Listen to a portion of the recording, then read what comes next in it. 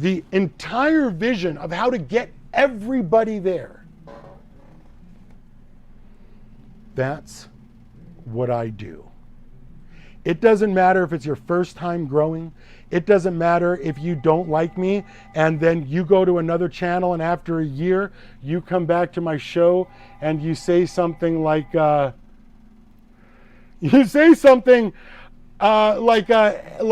Greg says, I spent the last year trying to save my plants, which you said politely were dead. I'm ready to just do whatever you say. You were right. I would like to use the remaining 30 minutes of my consult time soon. Do you have any appointments available? Let's just quickly go back. I spent the last year trying to save my plants, which you said politely. He must be talking about someone else because this must be a female, because rarely am I polite to a dude like that. They don't want to hear it. All I'm saying is different people learn in different ways. And in our target demographic, 18 to 49-year-old dumb, stupid, aggressive males, just like me. Just like me. They don't hear so good. All I'm saying is I know my target demographic. And the rare bird that comes in that doesn't fit, you watch me adjust on the show. I mean,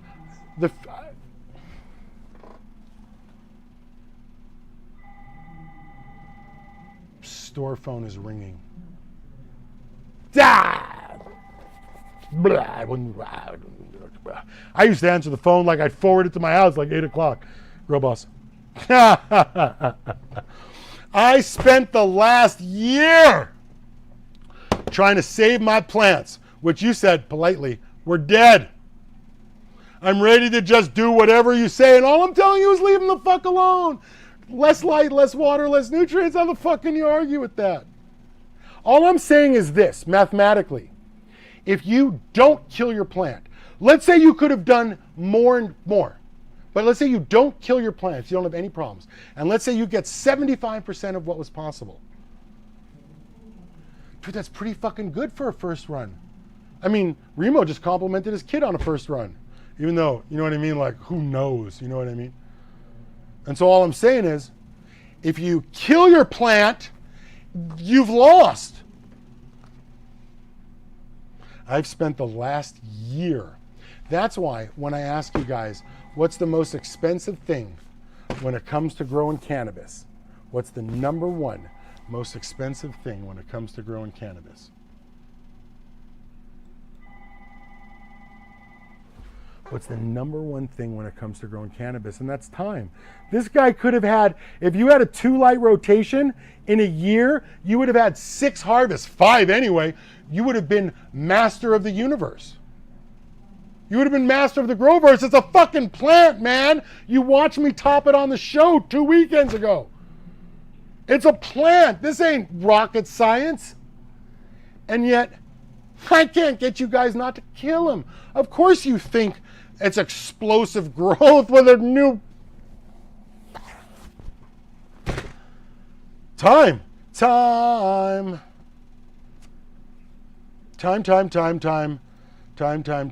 book. Buy it. Yeah.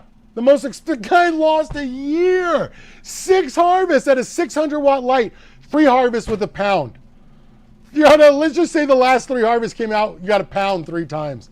You got 2 pounds in the first year. You're over it. You failed so bad. You're ready to listen. Think about all the torture in the last year that you've had, watching your plants fail to thrive, to wither and die. Then think about all the research you did. And how come none of them said, how come you're here?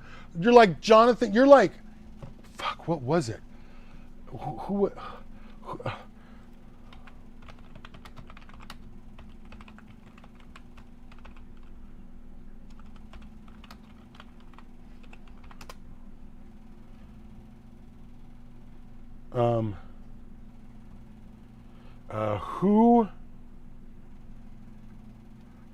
fuck, it was like Marcus. Oh, Maynard Gull. Jonathan Livingston Seagull.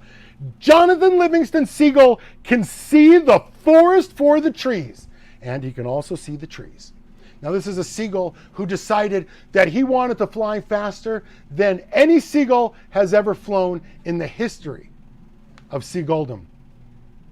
And he spent his days and nights and weekends, and the flock finally outcast him, and he didn't even care.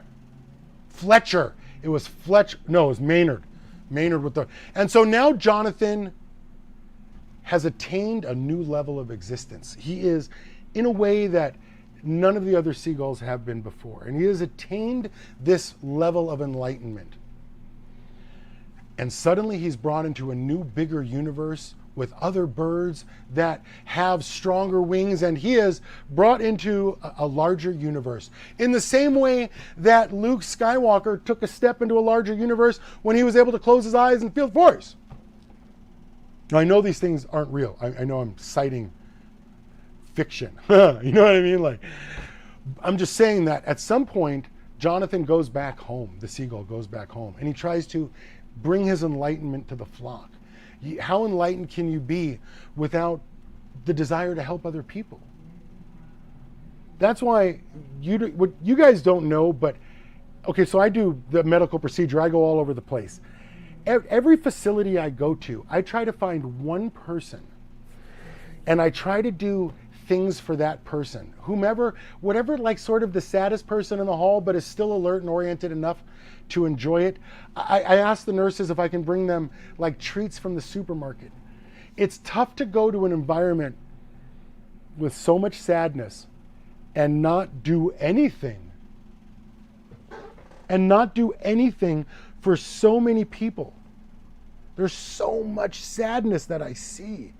And to show up and not even bring something like, it was so sad, I bring stuff, it's so sad, and I bring stuff. And so Jonathan Livingston Seagull comes back to the flock. And Maynard Gull, with his broken wing that just accepts tidbits from the other seagulls, Maynard Gull asked Jonathan what he can do. And a lot of times with 5 surgeries last year, I feel like Maynard Gull. And when you get the opportunity to go and give something back, you do. So when you guys see the Grow Boss, well, sorry, I do. So when you guys see the Grow Boss yelling, that's because of you. It's not who I want to be. If we could give each other a hug, don't touch me. If we could give each other a hug and I could share the information and you could accept it that way, that'd be great. Don't touch me. But we can't. And so that's all I'm saying is the United States seems to have a lot of 18 to 49-year-old dumb, stupid, aggressive males. Fuck yeah.